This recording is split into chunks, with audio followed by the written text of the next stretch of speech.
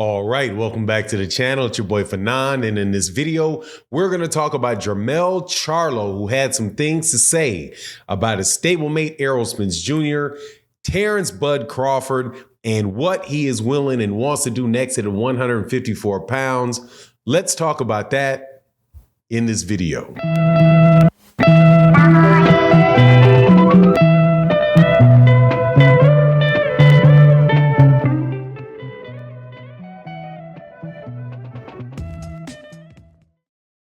All right, welcome back to the channel. It's your boy Fanon. In this video, we're going to have a lot of fun because, man, Jermell Charlo said a couple things that I've been waiting on hearing, something that I've been calling for several years and have been very alone in doing so. And that is some fights at 154 pounds for the big names at 147 pounds. That would be what we've been asking for in the sport, which are some of the biggest fights in all of boxing. Before I get into that, though, let me welcome you back to the channel. If you are new to the channel, please accept my invitation to hit the subscribe button, hit the bell icon so you can be notified when we release more videos. And if you are a longtime subscriber and supporter of the channel, thank you so much for your continued support, especially to the people that support in the super thanks of videos like this, which is a really, really good way to sponsor videos for the content creators that you like on YouTube. But let's get into this because this is a really cool type of conversation. Brian Custer on Showtime.com released the latest episode of his podcast. I think it's called The Last Stand. And he had as a guest Jermell Charlo. Now, this episode was clearly filmed right after the conclusion of the Tim Tszyu versus Tony Harrison fight, which took place, I do believe it was the weekend before last, in Australia, where Tim Tszyu defeated Tony Harrison to remain the mandatory challenger for Jermell Charlo's 154-pound WBO title, and hence all of the belts that he has at 154 pounds. But in this particular episode, there was a couple questions that were asked of Jermell Charlo about what he saw happening in the division beyond the Tim Tszyu fight. And also, just so you know, he was asked when does he think that the Tim Tszyu fight is going to take place. And he said that he believed that it would be taking place in June or July of this year. In a related issue, the WBO has sent a note to Jermell Charlo requesting that requiring that Jermell Charlo gives him an update on their injuries, his hand injury, and his timetable for return within 5 days. I do believe they sent it to him today. It was just the actual letter was just released by the WBO. So they are definitely pushing forward to that. And I think he has up 180 days from now to get that fight done. So the requesting how long it would take is asking him, will it be before the 180 days are up?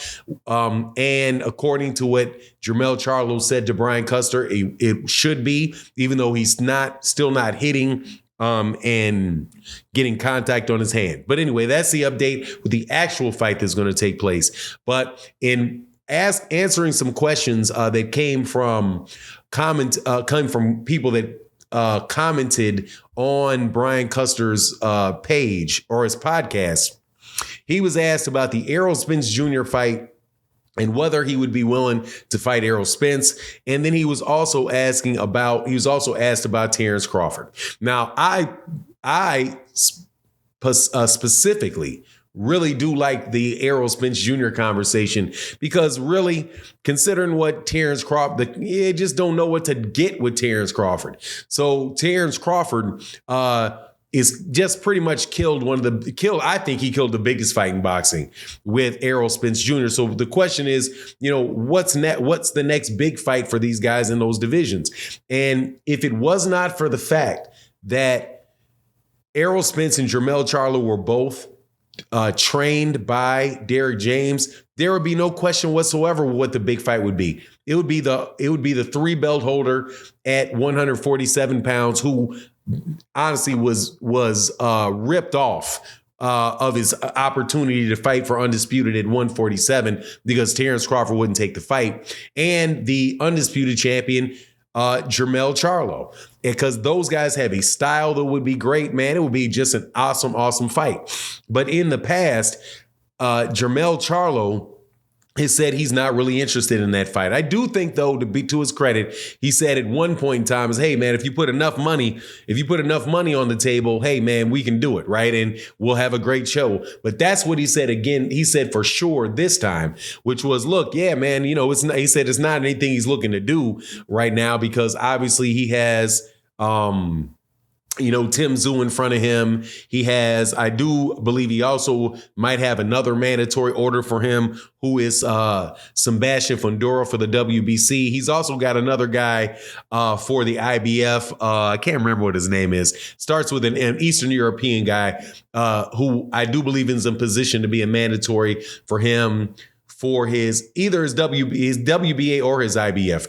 Can't recall which one it is, but obviously he's got 3 belts, so he's got a lot of mandatories. But he said, yeah, man, I would be open to do that. If there's enough money out there, we can make that fight. And look, dude, as long as Errol Spence involved in it, and that's a big money fight. Now, it may not be as big as the Errol Spence Jr. Terence Crawford fight because of all the buildup, the fact that Terence Crawford had been promoted by Top Rank for so long, as far as, and when I mean promoted, I'm not being promoted to the point where a lot of people are buying his fights, but I'm just saying that a lot of people are calling Terence Crawford the #1 pound for pound fighter in the world. He's been on, Ring Magazine's list and Top Rank's list for a long time, on ESPN's pound for pound list for a long time. So, he's got that name cachet, which honestly is what he's hanging his hat on.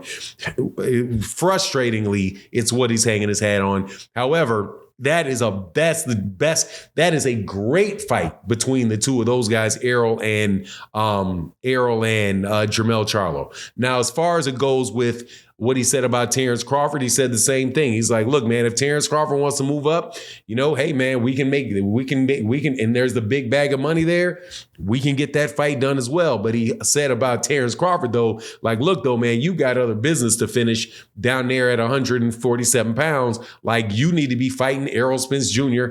And I don't know why you're running from Errol Spence Jr. I don't know why you're running from Jaron Ennis to come over here, because he feels like, look, man, you just not big enough and strong enough to handle that, to really handle it. It's not your weight class. And yeah, you're a really good fighter and all that. But what you're going to do when these real big bombs start flying at you.